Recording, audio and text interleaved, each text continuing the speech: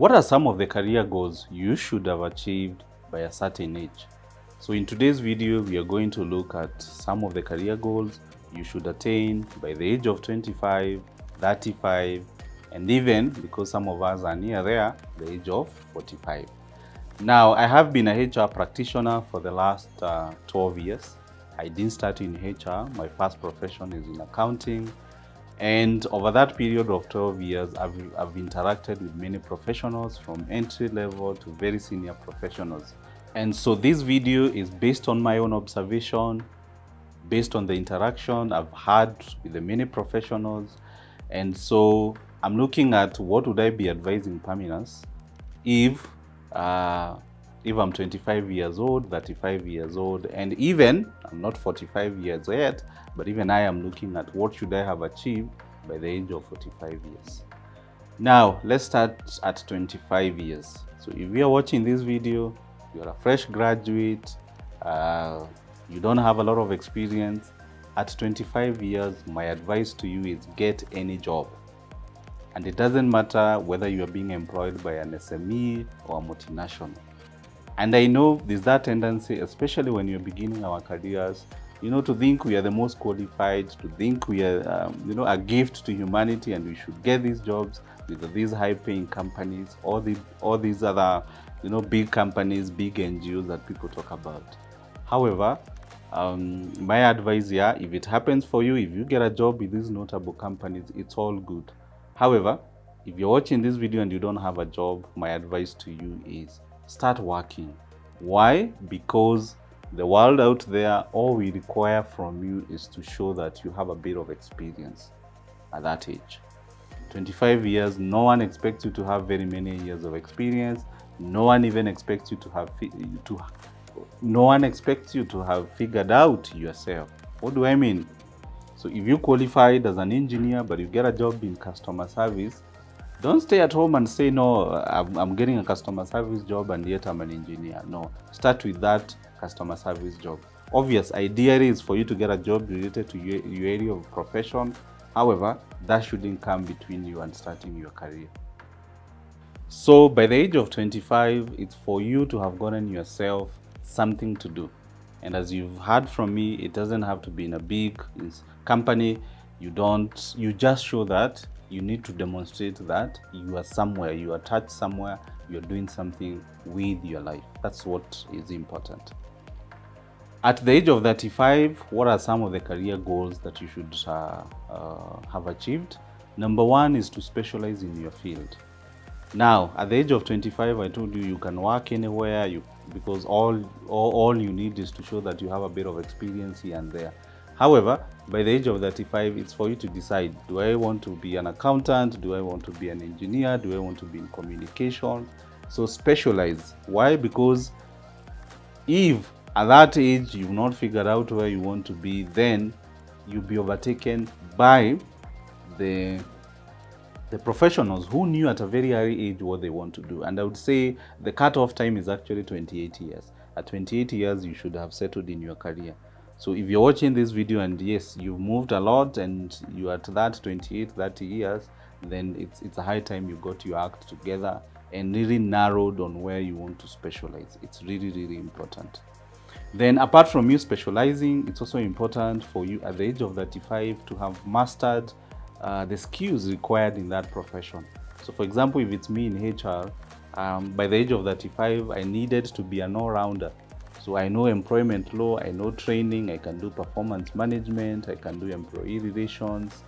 So all that, if it's accounting, you don't also just specialize in one area, but make sure as an accountant, you can more or less practice in all those areas. So don't just specialize, but make sure that you are skilled in as many areas regarding your profession as possible. Then at the age of 35, you should either be already in management or working towards being in management. Why? I know one area that we all desire is about career growth in terms of skill set, where do you apply your skills, and even in terms of salaries. Now, the reality is the people who are paid well, they're in management. That's a fact. So if you're not looking at being in a leadership position, management position, then you're missing a lot.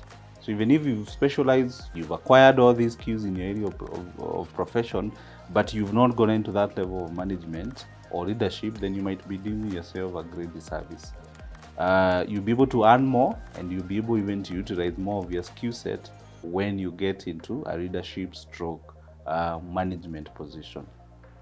And lastly, at the age of 35, also ensure beyond the technical skills, you've also been able to master the soft skills that you need to succeed, more especially now if you're dealing with people, if you're in a leadership management position. So skills like communication skills, public speaking, emotional intelligence, leadership, conflict management, the skills, the additional skills that you need to do a good job over and above the technical skills that relate to your profession. So I would say at the age of 35, it's make or break, because here, if you haven't gotten your act together, I've seen a lot of people really now their career going down, because from there it gets quite competitive, because here you are at 35, 36, 37, you're competing now with the professionals, the youngsters who are at the age of 28, 29 and 30. So it's really important for you to think about your career as you approach your mid-30s, so you can still remain relevant, you can still remain competitive in your profession. And lastly, at 45 years, what do you need to have done? Here, it's very important for you to be in a decision-making position. So here, remember, at 35, you're looking either to get into management. At 45, surely you should be now in decision-making. You should have been a manager, and if you've done, if you've played your cards well, you should even be a CEO, heading a department or doing something great. So if you're at 45, you're still at entry level, you're an assistant, you're an officer, you not have done your career justice. Then work towards being in a position of, influence. Look at the stakeholders that you're impacting. Who else are you dealing with over and above even your workplace? Yeah.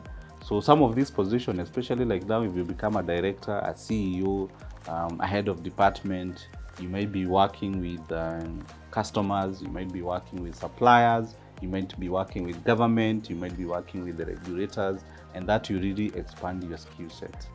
So it's really, really important for you to be in a position of influence. At the age of 45, you should also have come up with a plan B, because here, remember now, you only have like 5 or 10 years to go. So what are you thinking about retirement? What is your plan B if this job is no more?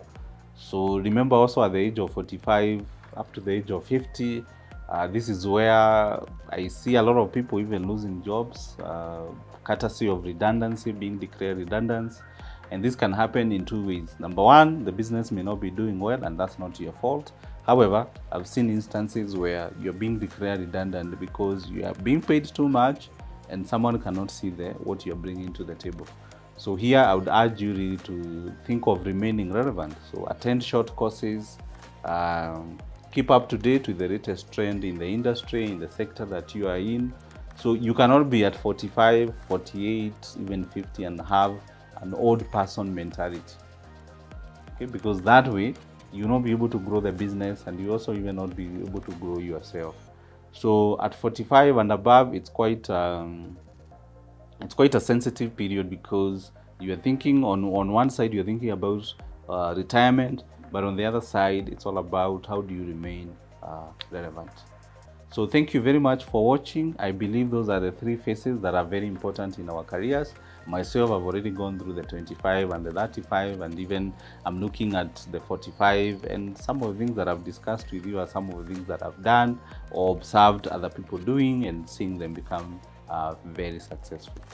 So thank you for watching this video. If you have a question or comment in regards to what I've just addressed, why don't you leave a comment, and who knows, the next video may be on your comment.